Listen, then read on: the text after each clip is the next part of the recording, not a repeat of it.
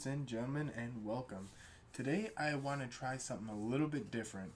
My name is Tate Hudson, and today we are going to be looking at the anatomy of a computer.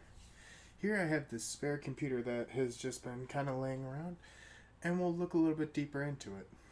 So, right here, as you see, we have the main tower and all the components inside, minus the hard drive. The hard drive was not included with this computer, but we can always look inside of it and go from there. So right now, as you may see, we have the heatsink for the processor, we have the RAM, we have the video card, and the power supply down here, which are the main things. And then we have all the hard drive bays and the CD drive right there that we'll look into in a little bit more detail in a second here. So I'm going to quickly slide this over so we'll get a little bit better view. Tilt this downward a little bit more. And we'll get started directly with the RAM. So with these, it's pretty simple. You just unclip and pull out. So right here we've got a nice HyperX blue, which is, see if we can pull that into focus here. So that is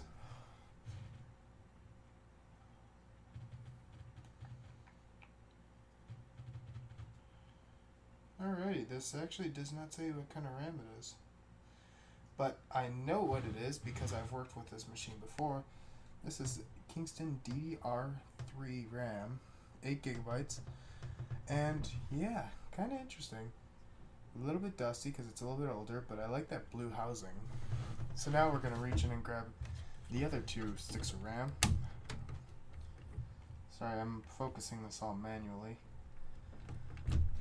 as a way to kind of give you a better view into the picture. So here we go. Let's see if this is fully disconnected. There we go. There we go. So here's our RAM. Super Talent. And this is a 4 gigabyte stick, DDR3 RAM. As you can see, all the different bus slots and all that. So we'll put that off to the side. Let's grab this last stick, which is the exact same. I know it's a little out of focus, but it's going to be the exact same make and model of Super Talent. There you go. You see that? And that right there is the memory on this computer, which tends to be one of the quickest and easiest things people will remove or add into a computer. And as you see, we quickly remove those. So we'll go into more detail in a minute as to what RAM does, but right now, let's see if we can remove the video card, which, as you see, I got a nice little screwdriver handy. This is, oop. So, adjust that some, so you guys can kind of get an idea as to what I'm doing. This is a little out of focus, but nothing too crazy.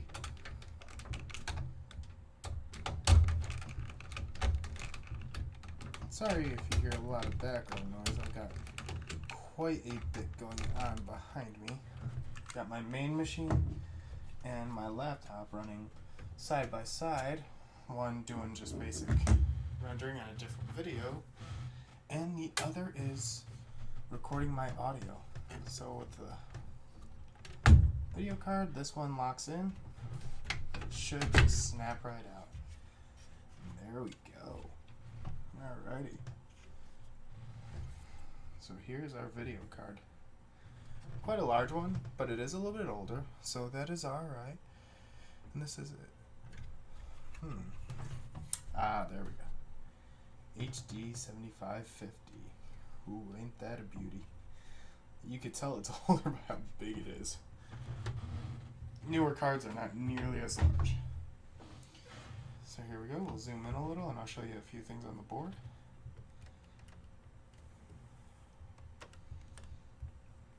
Alrighty. See a nice gigabyte motherboard. Let's see if I can get this going. That right there is a CMOS battery, which keeps the active timer going. If you look over here, we'll see all your RAM slots, the power supply cables, some of which are still connected, and then our heatsink with the processor. So let me focus that bad boy up for you, and we'll see if we can dig into there and pull that bad boy out. So this one, oh, this might be a pain to get into. There we go. Alrighty.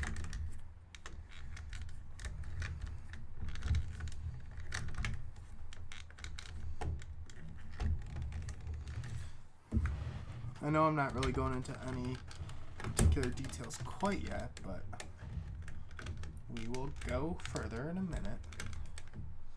Not quite sure how long this video will end up being, but it should be pretty fun.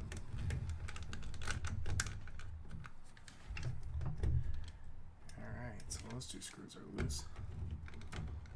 Sorry if the camera's a little shaky. I've got it on a tripod next to the desk here.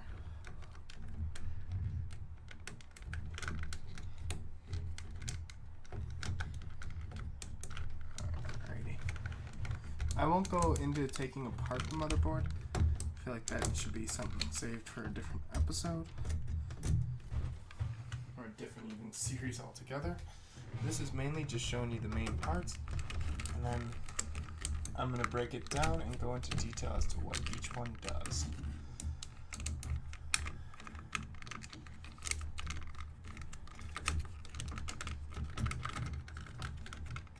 Alrighty, there's the heatsink. There's the fan off the heatsink. Nothing special there, just a small little fan, brushless. Apparently, and as you hear, all my screws are going everywhere. Oops. And that's a nasty power heatsink. See those layers of dust, which is nasty. So there's that. Come on. There we go. So this was locking the heatsink into place. Let's go into unscrewing this off the motherboard.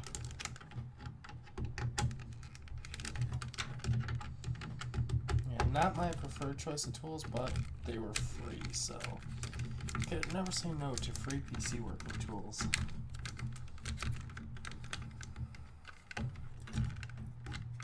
Alrighty, let's see if that was fully taken off.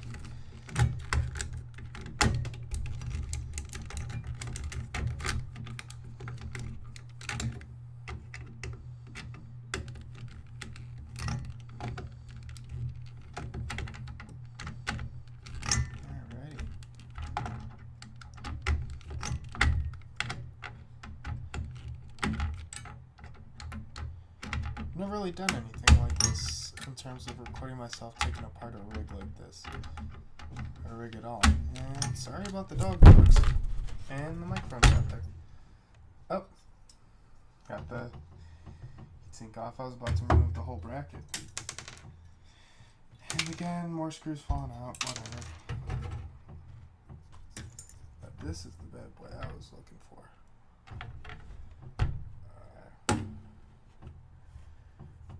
Zoom in a little bit further. Ooh-wee. That is our processor.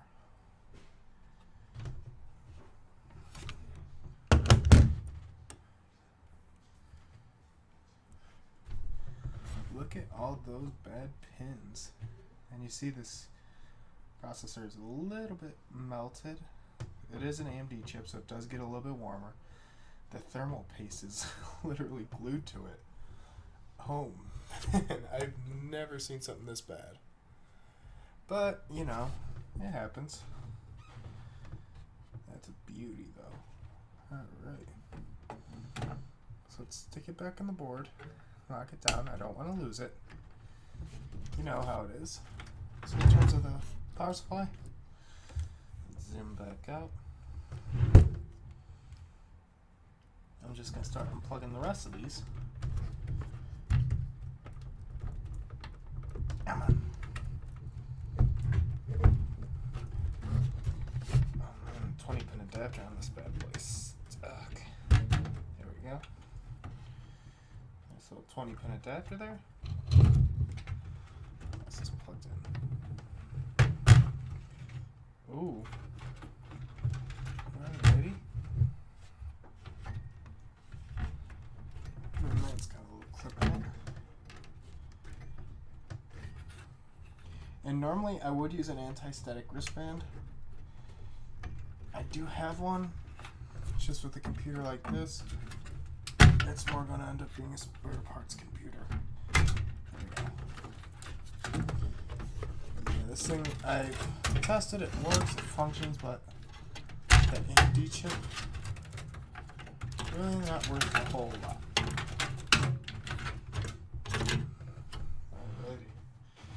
So now we'll zoom back out. See, that's your bare motherboard. Ooh, ain't that a beaut. Even though it is a bit dusty, but you know how things are. Now, let me grab my screwdriver.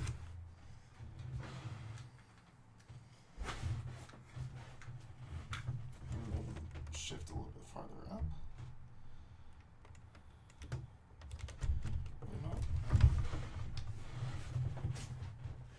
Let's take you over here. Start working on some of these screws on the back of the power supply.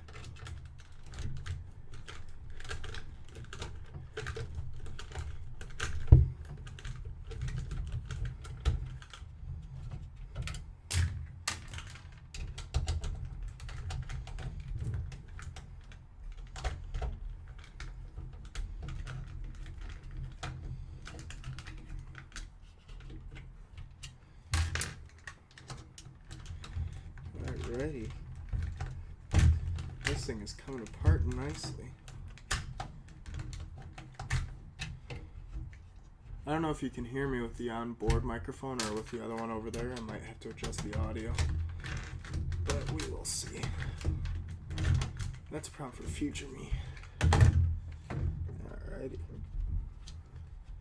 Oh yeah, you see the wiggle on that? There we go.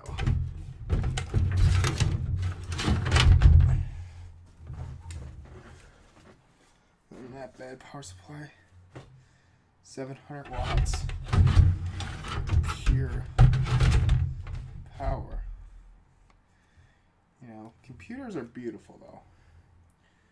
You cannot tell me that that ain't a work of art.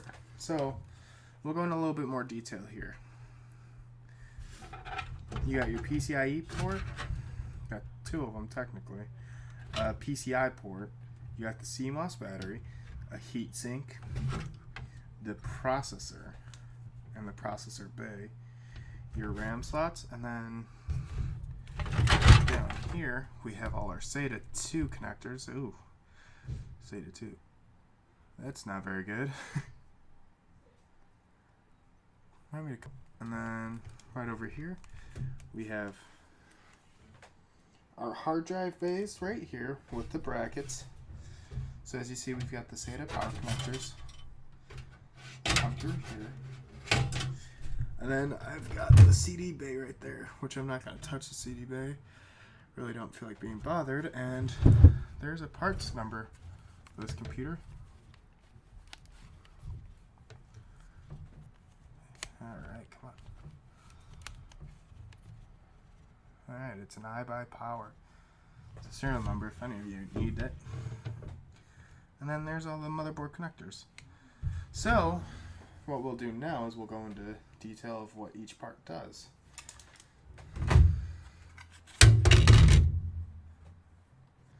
So we'll start off with the graphics card, which the graphics card, if you didn't know, primarily works with video and allows the computer to pull from the video graphics memory on here. So anything that would normally require heavier graphics, such as video editing, picture editing, any sort of pictures, that kind of stuff, gaming specifically, which is what this card was specifically for when it first came out. But as you see, time has served it well.